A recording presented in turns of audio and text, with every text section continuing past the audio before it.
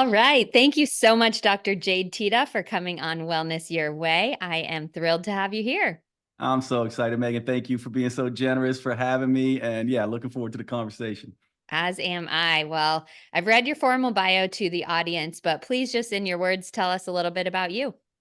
Yeah, well, I'm probably what you might call a health and fitness hybrid professional. And by hybrid, I mean if you take a personal trainer, throw that in a blender with a functional medicine doctor, throw that in a blender with a psychology and philosophy geek, you kind of understand who I am. And so I like to say I do mindset, muscle, and metabolism. I started doing personal training actually at the age of 15 years old. So a lot of Wow. people raise their eyebrows at that, but I say that because that's the first time I got paid for a Yes. job was through personal training. So I'm like, okay, so that's basically when I started. Then I went to a little known a profession called naturopathic medicine when I was getting ready, coming out of my biochem degree in undergrad. I was you may laugh at this, Megan, because being in the health and fitness space, I had no idea when I was going to medical school. I just figured I was on my way to East Carolina Medical School, and I just figured at the time this would have been back in 98, 97, 98. And I just figured that I was going to get more training in fitness, more training in nutrition, and more Mhm. training in psychology. And I realized there was none of that. So it was Yeah. kind of like this early, early midlife crisis moment where I was like, what am I going to do now? And I found a little known university at the time called Bastyr University that trained primary care physicians in lifestyle medicine. And at that time, that was considered woo woo, witchcraft, crazy stuff. Like everyone told me not to do it. Who would have? Fast forward to now, right? And it's like all the rage. Functional medicine is Yes. mainstream. I never saw that coming. And now, currently, working on my PhD in transpersonal psychology. And yeah, I just love that. So it's like it's that mix of uh, health and fitness, mindset, and then functional medicine. And you have an idea of what I do. My work happens in the gym with people, with programs. It happens across the desk as a clinician, and it happens in sort of the mindset world. And mainly, I do teaching now. So I teach and educate other professionals and educate the lay public. Amazing. Well, we're kindred spirits in going that functional, holistic, naturopathic, whatever you want to say, early. I got a master's in holistic nutrition maybe now 7 years ago, and even then holistic was super weird, but I didn't have the foresight you did. I studied economics in college. So, Oh, I made a interesting. major pivot later on. I'm very Yeah. impressed that you had that foresight, and I'm also very impressed. I'm chuckling at myself because the first thing when Jade popped on, I noticed a stack of books back there. That's what allures me. You are someone who is a lifelong learner. I have two masters and I'll finish a doctorate in a couple of months. And you have two doctorate level now. I mean, when are we going to stop? I don't know. It's a problem, but a good Yeah, problem. we are kindred spirits for sure, right? And I think, I don't know what you think about this, Megan, or what you listeners think about this, but from my perspective, when I think about why we're on the planet, I think we're here for three reasons only. I think it's learn, teach, and love.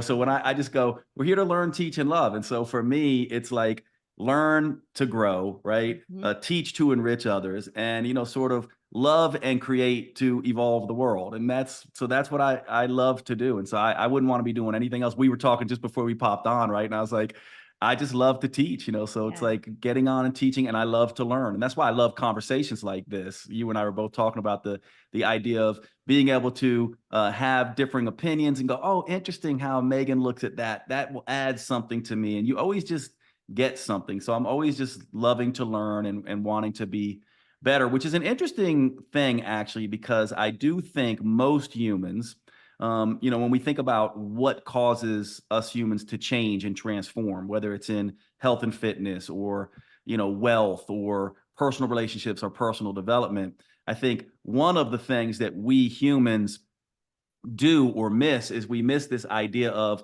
wanting to learn and get better and grow. We basically think it's habits and behaviors, or we think it's willpower and motivation. But Mhm. to me, it's identity. And what we do is we defend our old identity oftentimes rather than working to dismantle our old identity. And so that to me is what my lifelong goal has been about let me become the new Jade, be authentic, not to a past Jade or current Jade, but be authentic to next level human Jade or the better Jade. And I do think it's interesting because I do think most humans, unfortunately, we as humans, we all do this, by the way, no judgment, I do it too, but we do tend to defend our old identities in health and fitness, our old identities in the way we manage finances, our old identities in personal relationships. And that's why we find ourselves in these repeated patterns, stuck emotions, and recurrent obstacles all the time. So, part of what I am passionate about for myself and passionate about teaching other people is how to transform their identity, how to become their best selves in all these areas that you and I teach in. I love that. And I think for a lot of people listening, they might think, well, I have no choice. My identity was given to me by who knows, my parents, society, something else. But I bet for you, correct me if I'm wrong, it's taken continuous reflection on what do I want? What's the next level, to use your words? What do I want my next level to be? Without that conscious choice, yeah, we're going to stay stuck. We get to continuously reinvent, but it takes work, right? Yeah, it does. And I'm interested in what you think about this and what your listeners think about this. To me, I think life is interesting the way it works, right? It seems to always, without a doubt, be out to move us, right? So it's almost Mhm. like change and challenge are the constants in life. And Yes. from my perspective, that ultimately is what is happening. Like life, things happen in life. First, it whispers in your ear, then it taps you on the shoulder. And then if you don't listen, it kind of punches you in the gut and knocks Mm. you off your feet. And I do think the way we respond to those things, our perceptions around our difficulties and our struggles and our trials and our tribulations and our traumas, for me, I've learned to change my perception around that, move from more of this fixed mindset type of thing to more of a growth mindset where it's like, yes, this is hard. Yes, this is difficult. Yes, this is painful, but I have got to, no matter how hard it is, find the opportunity in this. And Mm. the first time you do that in life, the more you live, the more you get these things. First time you have that happen, it's really tough and it takes years and years. Next time it takes just a few years. Next time it takes, a few months, and you just start getting better depending on what it is. Like I went through that with, health issues in my 20s. I went through that with a divorce and an affair in my, late 30s. I went through that with business failings, and time again life asks you to up level. And I do think that that really seems to be partly the secret, at least for me and the people that I work with, that if you can catch them in these places and help them understand that pain is a path to purpose, that their suffering can act as a source of meaning, or their hurt can be a way to help, all of a sudden it changes the way we begin to see the world. And we've all probably had this experience where something happened to us and we look back maybe 5, 10 years later, and at the time we know we wouldn't wish it on our worst enemies because it was so hard. But then we look back and just go, wow, I'm grateful for that experience because I wouldn't possibly be the Jade I am today without that. And I do think that is the right mindset as we grow and get more wise, and I think it matters a lot because the next thing is always coming. Absolutely. The next thing is always coming. That's true. And I want to highlight you have these three main principles: mind, muscle, metabolism, which you Mm. talk a lot about. We're deep into mind already. So let's stay here for this person. And we'll get to muscle and metabolism before the end. But for this person who is in the hurt and they hear you and they say, okay, hurt can lead to health. Yes, I can buy that. But what do I do? What are Yeah. some of your favorite actual routines or exercises or habits that someone in that low place might want to grasp onto? Yeah, this to me is the most important question that everyone should be asking. And from my perspective, let me walk you through how I see this, and then tell me what you think about this. And you can point out the weaknesses, and everyone listening to this can kind of see what you think about this. But the way I see it is like this: like let's take physical injury, right? So let's imagine you and me, Megan, we're in the kitchen, we're cutting vegetables, and your knife slips or my knife slips and we cut our finger, right? Okay. We know exactly how to deal with this physical pain, don't we? Because we feel the slice going into our thumb. What are we going to do? No one's going to keep cutting vegetables. We stop, we drop the knife, we go, oh, we squeeze the finger, right? That's the Hmm. first thing we do. So the I'm first doing it stage, right now. right? Just as soon as I say that, we all go, ooh, I don't like this visual. But we Yes. feel it. So we pay attention to it. So the Mhm. first stage is feeling. And I'll explain how I think we can do this with mental emotional suffering. But let's just look at how we do it physically. So first we feel, so we pay attention. Second, we deal. And the way we deal is we begin to look at it, open it up. How deep is it? Am I going to need stitches? What do I need to do? We wash it. We try to clean it. We bandage it. This is the dealing phase. And then we heal from it. Now, healing is interesting because the heal phase is okay, yes, get the stitches out, but change the bandages, put the antibiotic ointment on it, all that kind of stuff. But more importantly, the heal phase is next time me and you go in the kitchen to cut vegetables together, we're going to be aware and be thinking about. I cut my finger last time, so I'm going to be more careful. Or maybe we'll even go out to YouTube and look at some cooking, shows and videos and learn how to cut vegetables better, right? So we know instinctively, intuitively, how to do this with physical pain. We have to Mhm. feel, we have to deal, we have to heal. Now, here's what we tend to do as humans with mental emotional. So now imagine the metaphorical psychological thumb. What we Mhm. do is we cut our thumb or someone hurts us psychologically, and we go about this in one or more dysfunctional ways. And by the way, no judgment here. I do this too. But one way we do this is we run up to everyone else and stick our finger in their face and go, ow, ow, Mhm. ow, as if they're supposed to grab it and feel it. Yeah. Or we sit there and stare at it and whimper and whine, right? Oh my God, I cut my thumb. Meanwhile, we're bleeding all over the place. Or maybe we stick our thumb behind our back and act like nothing happened, right? That's We me. go, I don't need this hand. I don't even need this arm. I'll just go around with one arm for the rest of my life. Or at Mhm. its worst, we become the hurt person who hurts people. Now we go Mm. around cutting people. So we Yeah. tend to blame, complain, whimper, whine, distract, deny, or hurt. Now, by the way, none of this is meant to be judgmental. It's just for all of us to look at ourselves. Because if we want to feel, deal, and heal, we have got to do something different.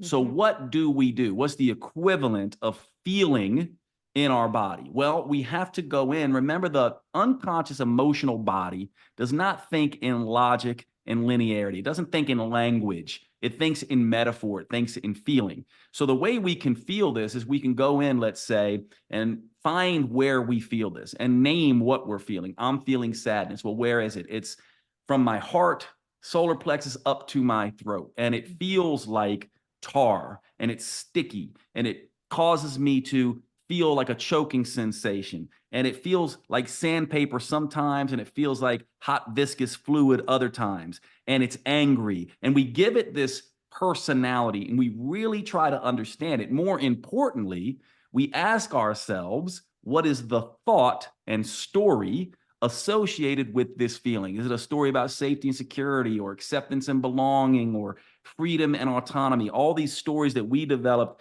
in childhood development, adolescent development. So we explore it. This is the feel phase. Now, the deal phase is what am I making this mean about my self worth, my safety, who I am as a person, and the world at large? Am I making it mean that people are distrustful? Am I making it mean that I'm not worthy? And what is a better story to tell? What lesson can I learn? Where is it trying to get me to? And then the heal phase is what can I now do, create, or teach out of this to other people? If you want a shortcut to healing our mental emotional pain, go out and try to find other people who have suffered that same emotional pain and look to help them. From my perspective, the fastest path to, let's say, purpose is the authentic telling of our story of struggle. So, just like we have to feel, deal, and heal with a physical thumb injury, we have to feel, deal, and heal with our emotional selves. And I'll give you three tools here, just real quick, to wrap this up that you can do. One is journaling. Now, research has shown very clearly that if we write out written exposure therapy, if anyone's interested in going and look at the research on this, has three parts. The journaling technique, the first part is to write about the emotion, not the ABC of what happened, the emotion. Where is it in the body? What does it feel like? What's its personality? All this metaphorical imagery about the emotion. Step two is what was the story that I told myself about the world or myself when this happened? And step three is writing as if we're a director or producer in a movie and giving it plot and purpose. You know how every movie starts with this, sort of hero's journey difficulty, and then there's a turnaround and somehow they figure it out. Well, we have to write our own story that way. And this has been shown to work for PTSD, for trauma, for all kinds of trials, for struggles to help people figure this out. It's a very simple tool. Another tool is meditation, not meditation like mindfulness meditation that we think about, but visualization meditation.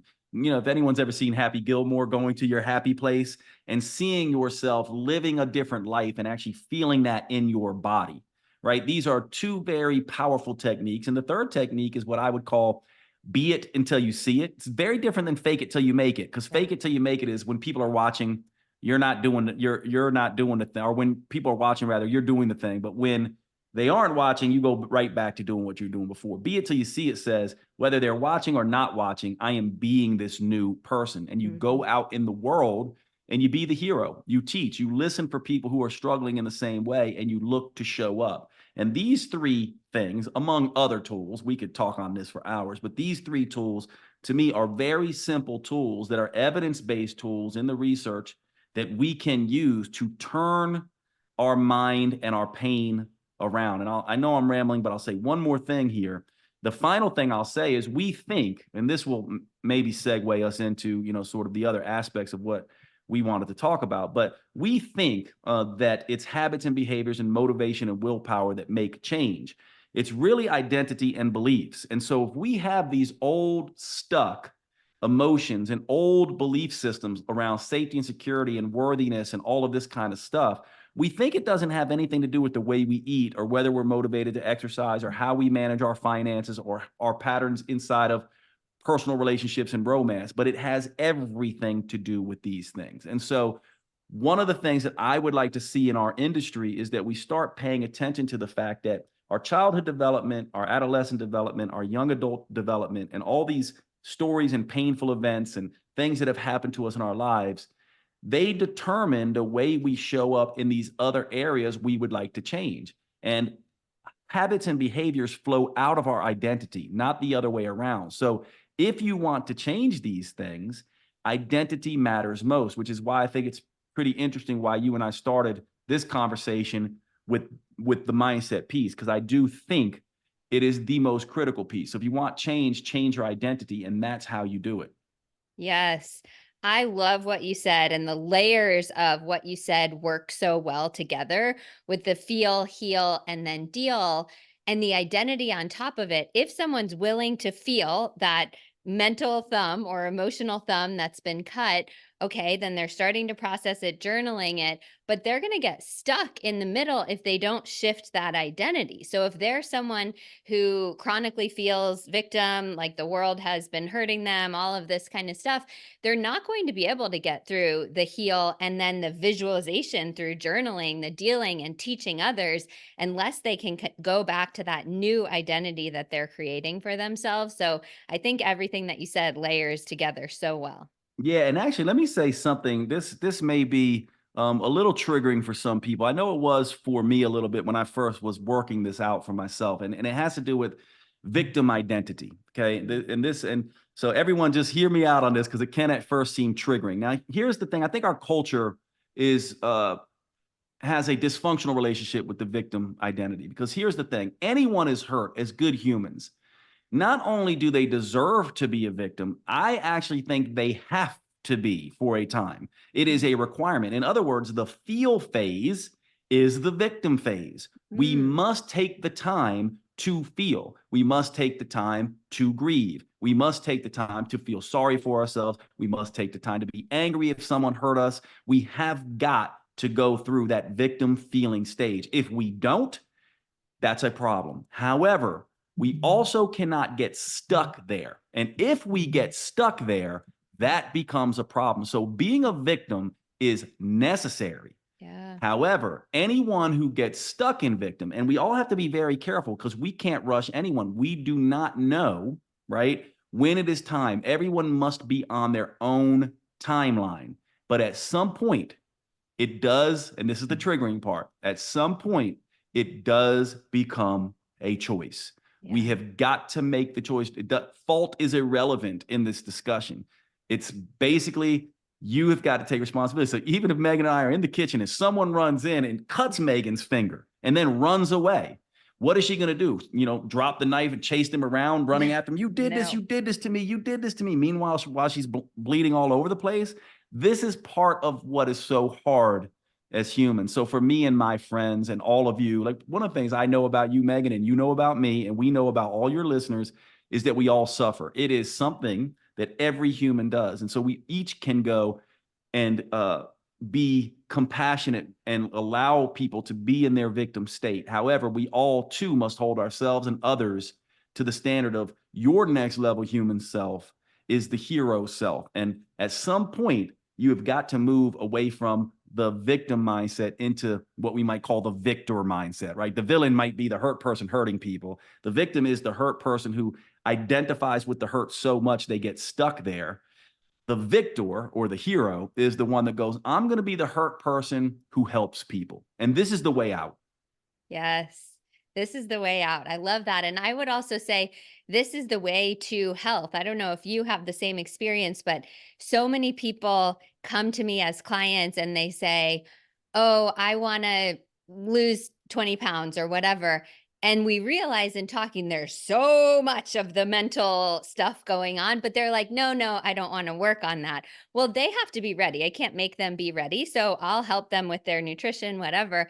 But I know deep inside, they won't really heal until they can start uncovering and working on some of this mind stuff. So I think we present options to people for if and when they're ready. And you do that so well on your website. But we know that all three of your pillars, the mind, muscle, and metabolism, they're so connected. Yeah. And, I think you said that so well. Thank you for that. It's so well said. And I think that part of the issue here is that in the health and fitness industry as a whole, we don't do a very good job of tying for people the direct connection between mindset and metabolism and weight loss.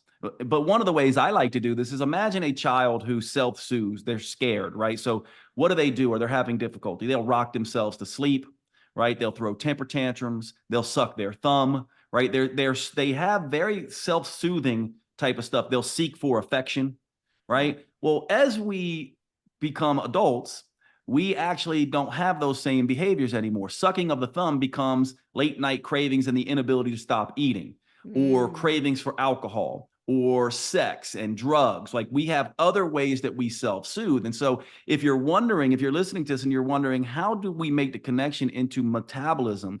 Think about what happens is if you have these deep-seated mental, emotional things, which by the way, you do, I do, we all do, yeah. right?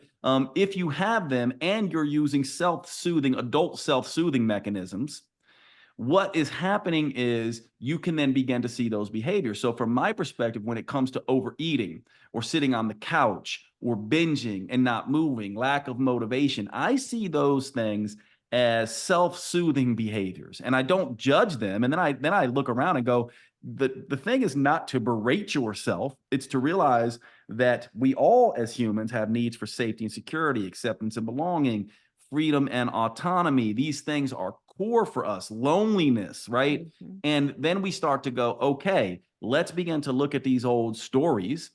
Let's begin to use these as stepping stones to be authentic to the person that we want to be. And let's see these dysfunctional behaviors around health and fitness, around finance, around personal relationships as, us trying to get attention or be safe or be accepted, all of these kinds of things. And once we begin to let that stuff go, we can step more fully into our power. And then some of the things that, are exciting things that people want to talk about in metabolism, like, the different diets and the different stuff and the different behaviors and the different habits and all the information. Now that stuff can begin to permeate and make a difference. But one of the things that I would say as we begin this discussion about metabolism is I would say, just like I am 1000% different mentally, emotionally from Megan, because we have different life experiences and all the different things, I also am physiologically different. So I'm psychologically different. We are, all of us, but we're also physiologically different. We Yeah. also are different in our personal preferences. Some people like beer and Brussels sprouts. Other people like, I have a sweet tooth and I grew up in an Italian family. And then we have our practical circumstances too, right? So,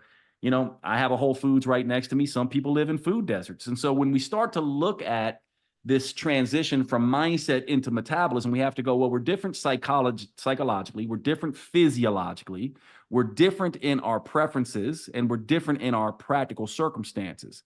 And now, if you understand that, then you start going, okay, this is starting to make sense. If that's true, then there is no way, in my opinion, and I'm interested in what you think, but in my opinion, I go, there's no way that a one size fits all diet is going to work for every human on the planet. Some people will thrive off fasting, some people off keto, some people off vegan and vegetarianism. And it's because of we're different psychologically, physiologically, preferences, practical circumstances. And that is the first step here. So not only is it getting clear on your psychological history and beginning to integrate all those old things, but in the metabolism realm, it's also integrating this idea that I am different. And not only do I need to pay attention to my psychological body and the emotions that I express, but I need to pay attention to my physiological body in the biofeedback, the hunger, and which foods keep me full and satisfied for a long period of time, and which foods keep my energy stable and predictable, and which foods lead to me eating better and less foods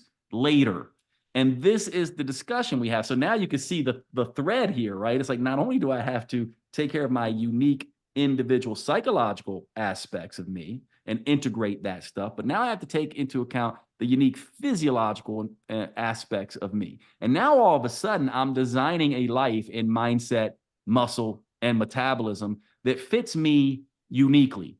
So Yes. that Jade has his own unique approach, Megan has her own unique approach, and all of you listening have your own unique approach. And from my perspective, again, and I want to see what you think about this, Megan, but from my perspective, I think this is, again, where the health and fitness industry lets us down, because what they wrongly make us believe, in my opinion, is that everyone is supposed to be doing the latest craze, and that you find a diet, you could read a book or watch a documentary or listen to a podcast or read a blog, and the secret's going to be there for you. And I don't think that's true. And I'm wondering what you think. If you agree, you disagree. Well, gosh, I wish it was true sometimes because my job would be so much easier if I could just sell a $5 meal plan for every single person and then that was it. And Mm. I feel almost like I'm letting people down when I'm talking to them for the first time and they're like, "So what's the system?" And I'm like, "I don't have a system. Our system is to go deep into you. All of the things that you said. I don't prescribe keto for every person or vegan for every person. Just like you said, we get to listen to all those things and bring in biomarkers and labs and preferences and all of that and come up with a unique recipe for every person. And then that changes over time. That changes for me what I eat now versus what I ate 10 years ago, partly because of increased knowledge and different phases in life, whatever, but also because I just get to stay in tune with the signals that my body's giving me and continuously readjust. So I totally agree with what you're saying. And one piece in there that you mentioned was people just think, "Oh, I'll eat less first." I saw this on your website that you said eat less, lose weight, and then have a balanced metabolism is what people expect.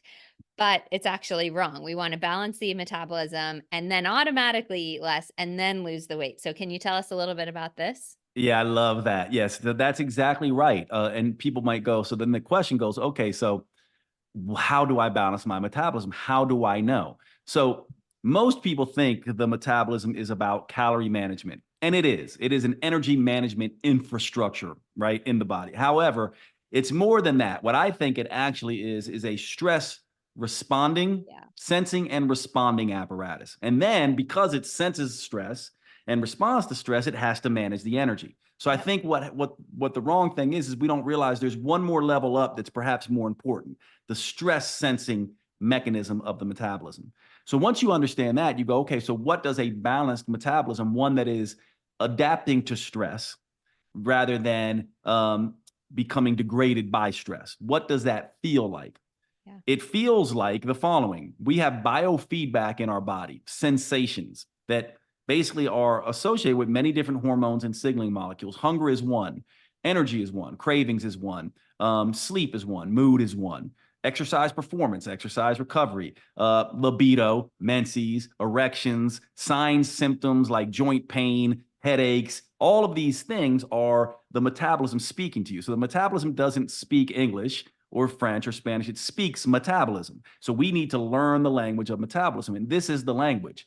One silly little acronym I use to help people remember this is SHMEC: sleep, hunger, mood, energy, craving, SHMEC. Keep your SHMEC in check. When your SHMEC is in check, you know your metabolism is balanced. And if you can do that, then you will automatically almost always be more motivated to move and be less and more able to achieve a natural sustained calorie deficit, which is required. There's two things for sustained weight loss in my mind: a calorie deficit and a sustained calorie deficit. However, how do you get the sustained calorie deficit? Well, you balance hormones. You keep hunger, energy, and cravings in check, right? So either whether you want to say schmeck in check or heck in check, Yeah. this is a catch-all phrase for all these biofeedback sensations. So once you get heck, hunger, energy, and cravings in check, now you have a couple other things. Now heck is in check. Now the next thing that should be happening is you should be attaining and or maintaining optimal body composition. That should be moving in the right direction. And the third thing, which you alluded to, Megan, is your blood labs and vitals also should be optimizing. So from my perspective, if those three things are true, heck is in check, you're attaining and maintaining optimal body composition, and your blood labs and vitals are moving in optimal directions, then what you are doing is the right plan for you, regardless of what it looks like. I don't care if you're eating cotton candy and Snickers bars. If that gives you hunger, energy, and cravings in check, optimal body comp, and optimal blood labs, then that's the right diet for you. Now, Megan and I are It probably going to probably tell all of you won't.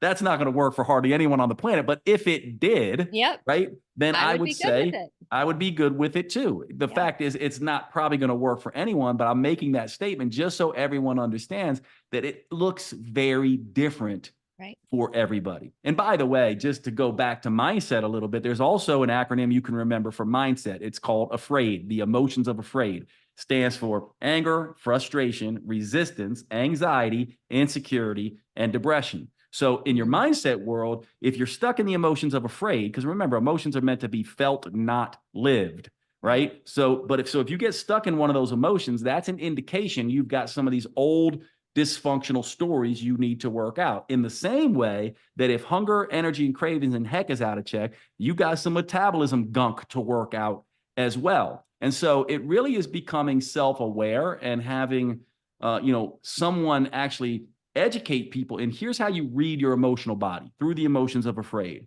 Here's how you read your metabolic body: through the sensations of schmeck. This is how people need, in my mind. Now, again, I could be wrong about this. And so, we can see, but to me, I go, we need to give people simple ways to be able to check in with their body rather than having them outsource, Yeah. right, their knowledge of their own metabolism. The only real book that we should be studying, in my mind, is ourselves. Yes. I agree. I like to read a whole lot of books on nutrition, but when a new client comes to me, the first thing I'll say is, I have read those books on nutrition and I've never read the book in you, Sally, or whatever. So we get to do that together. Now, in terms of helping people feel their heck or their schmeck and they're afraid, I love acronyms too. So I'm going to remember all of these. Do you have principles that you, or practices, not principles, that you take people through? Because I get a lot of people who are like, oh, I don't know if I'm hungry. I don't know if I have an energy slump. So is it as simple as writing it down? And also with that, can you talk about your metabolism school that you have available on your website, which we will link to? Yeah. Yeah. So I love this. I love this question because the fact of the matter is, it's like anything, right? If you've never gone to France and spoke the French language, you are going to be so confused when you sit down to try to order something and everyone's speaking to you in French. So the idea is first to learn the language of metabolism. So we just did that. And honestly, it's kind of as simple as that. Now, the next idea is, okay, I get it, Jade. I'm not supposed to find a diet. I'm supposed to create a diet, but how do I do that? So the first step is, yes, keep heck in check. But the other thing is yes, there is, in my mind, some basic, the alphabets that basic alphabet soup you need to kind of understand. And by the way, when I say hunger, energy, and cravings, it's not that you shouldn't be hungry. It's that hunger should be under your control. In fact, being hungry can be a good thing, but it Mhm. shouldn't cause you to binge. Right. Having cravings should be a good thing, but it shouldn't cause you to binge. So here's how I would break this down for people who are wondering about nutrition. You can pick any sort of system you want to, and one of the systems I like is kind of the more ancestral sort of system. If you look at the way we humans evolved, and by the way, this is just one way to do this, but I'll walk you through it. You can see how people live. Or if you want to come more recent, we can just think of the old European style of doing things, right? We tend to think eat less, exercise more. Or, and that's the dieter model, right? Or we tend to think eat more, exercise less. That's the couch potato model. Now, we tend to think these are the only two states that we can be in. But the fact of the matter is, there's the hunter gatherer state, or the old European model, which is eat less, exercise less. Now, we'll add one more component to that because it's pretty much eat less, exercise less, move more, Mm. right? Which is a distinction that people need to understand. So this is another one of these ABCs. Like, oh, I've never understood that we need to think of movement, just walking from point A to point B, as different than hoisting dumbbells around and doing sprints and all this kind of stuff. Hunter gatherers don't do that stuff. They move all day and then they eat relatively sparsely because living off the land, you can't get 2,000 calories every single day. You don't know when your next meal. So they move a lot, they walk a lot, and they eat very sparsely. And the way they eat is a diet that is calorie sparse, nutrient dense, tasty, but not too tasty, right? These are the components: calorie sparse, nutrient dense, appetite suppressing. That's another one. And tasty, but not too tasty. So what does that look like? That looks like a, protein, vegetables, low sugar fruits. These things are tasty, but not overly tasty. We're not talking pizza and burgers and potato chips and things like that, but it's a protein source. It's lots of fruits and lots of vegetables. And from my perspective, that is the base. And by the way, the best studied nutrition, program in the world is probably the Mediterranean diet. And it's not perfect, but it does lean a little bit more towards this. It is not huge, bowls of barbecue like we do in the United States, but it's fish, or it's a little bit of chicken, or it's a little bit of steak, or it's a little bit of pork, or it's a little bit of eggs, and then it's vegetables, and then a little bit of starch, not, all starch and all fat, and no protein and vegetables.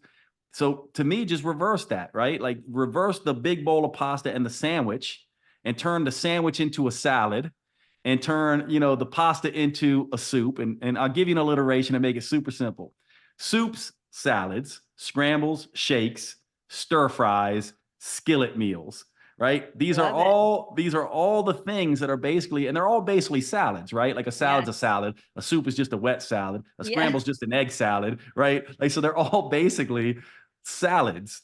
And Yeah. this to me is the place to start. Now, here's the thing, and I'll shut up here just a minute, Megan. Sorry, I'm just I talking, talking, love it. talking.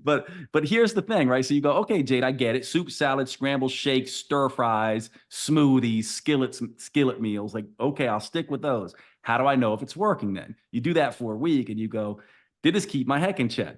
Did I lose weight this week? And then quarterly, are my blood labs and vitals, getting better? Am I feeling more vital? And then you go, oh, I'll do more of that. Or you can do this. Let's say all of us will all play a little game together. Let's say Megan and I are going to cook you all breakfast, right? And on day one, we make you breakfast and we give you a bowl of oatmeal and some blueberries. And that's your breakfast. And you get nothing else to eat for the rest of the day. How many of you are going to feel like that keeps you satisfied for most of the day, right? Not me. Versus, let's say I give you bacon and eggs. How many of you are going to feel like that keeps you satisfied for the rest of the day? Versus, I don't give you anything at all. How many of you are going to be able to get to dinner or the next day and not binge? And so the other thing you can do is go, if I eat this particular meal, does it help me eat healthier, better, and less at the next meal? Because we all know what this is like, right? Like, think about the standard way we do this. Someone wakes up, they have a little cup of yogurt, then they Yep. go to lunch and they have a little teeny salad. Then they come home and eat from 6 to 11 at night because they're so starving because they didn't feed themselves. And Yeah. so these to me are some of the rules. And the final thing I'll say here is, if you get confused, just think about the Bruce Lee quote. Bruce Lee, the actor, philosopher, martial artist, he has an interesting quote that was meant for martial arts, but I think it applies to health and fitness. And it says, absorb what is useful, discard what is not, add what is uniquely your own. And so what you're essentially doing is you're playing metabolic detective. You listen to Yes. Jade, you listen to Megan, you listen to stuff on social media, and you go, oh, that's interesting. Let me try that. I'm psychologically drawn to that. But you don't stop there. You go, I like it psychologically. I'm interested in keto or fasting or carnivore or whatever it is. But what you have to ask is not whether you like it psychologically, but will your metabolism like it? Will it Yes. keep heck in check? Will it cause optimal body comp? Will it balance blood labs and vitals? And so, from my perspective, yes, you can do soup, salad, scramble shakes, stir fries. You can use that if you want, or you can just start with any program you feel drawn to. But Yeah. then you have to know, does my metabolism like it or not? I love it so much. I'm going to take this episode and force, not really, because I don't force my clients to do anything, but offer it to so many clients. I think you are speaking such gold here. And I am so excited for people to learn more about you. But before we wrap up, I just want you to give some kind of gem about your third pillar, which is muscle. Anything you want, wherever you want to take it. Well, the largest, we all talk about balancing hormones. Guess what? One of the largest endocrine organs, hormone organs in the body is it's muscle. And so Yes. here's the interesting thing. The more muscle you put on, the more you can be weight training, for example, is the only exercise that you can do that takes excess calories and makes them into muscle rather than fat. And so to me, the muscle component, this idea of muscle centric medicine, becomes a glucose sink, becomes a fat sink. What I mean by that is when you people who overeat, if you're doing lots of resistance training, you will actually be less likely to store fat from that. And I'll just briefly say this and then we can wrap up. Here's the thing that people think, right? They think I get on a treadmill and I run and I'll burn 300 calories. And you will. And you'll burn more calories if you run on a treadmill than you will weight training. But if you begin to weight train, what will happen is you'll burn some calories during the workout. Then you'll burn some more calories recovering from that workout. Then you'll burn some more calories the next day repairing from that workout. Then you'll burn some more calories the following day, regenerating tissue and adapting for that workout. And so what ends up happening, and then you have now more muscle. So then when you go out and move again, you burn more calories than you did the next time. And from my perspective, this is why we really should be shifting into weight training. I'm not saying this because I'm a weight training guy. In fact, I think that the most important people who should be weight training because of some of the things that happen are menopausal women, actually, because they start losing bone density, they start losing muscle mass. And if you see menopausal women who train with weights, they Hmm. go through menopause so much more easily. They keep their body shape so much better. They are not seeing these decrements with osteoporosis, et cetera. So from my perspective, this is why. And the final reason is that guess what muscle and weight training does for us psychologically that has been shown? That when you challenge your body this way through heavier and heavier weights, it makes you less afraid in life. It makes you more resilient emotionally as Hmm. well. And there's a really interesting study, actually, Megan. I don't know if you know, with anorexics, who they, because anorexics, one of the things that happens with anorexics is they tend to have uh, they tend to revert back to anorexia. It's hard to get them. But one of the things that happens is when they get them weight training, more of them are able to stop the starvation and their Wow. self-esteem goes up. And so there's something about weight training. Cardio is really good for mood, like boosting depression and stuff. But for self-esteem, weight training is the thing. So that's my little pitch on why we should be doing more weight training. Those are some super compelling reasons. I think Mhm. if anyone can listen to that and not want at least one of those benefits that you said, I don't know what you're doing, but something magic out there. So I hope everyone is motivated to do a little more strength training. Now, people I know will want to learn more about you. I want to include some of the resources from your website in the show notes. So I will do that. But if you would just tell people where they can learn more about you and any closing thoughts you have. Thank you, Megan. You're so sweet for having me. I really appreciate it. You, for those you want more of me, at Jade Teta on Instagram and all the social media profiles. So at Jade Teta, my website, jadeteta.com, nextlevelhuman.com. And if you want some of the free resources like Metabolism School, you can go to drjade.com slash metabolism dash course. So drjade.com slash metabolism dash course. And I really appreciate you having me. And thank you, everybody, for listening. Thank you so much.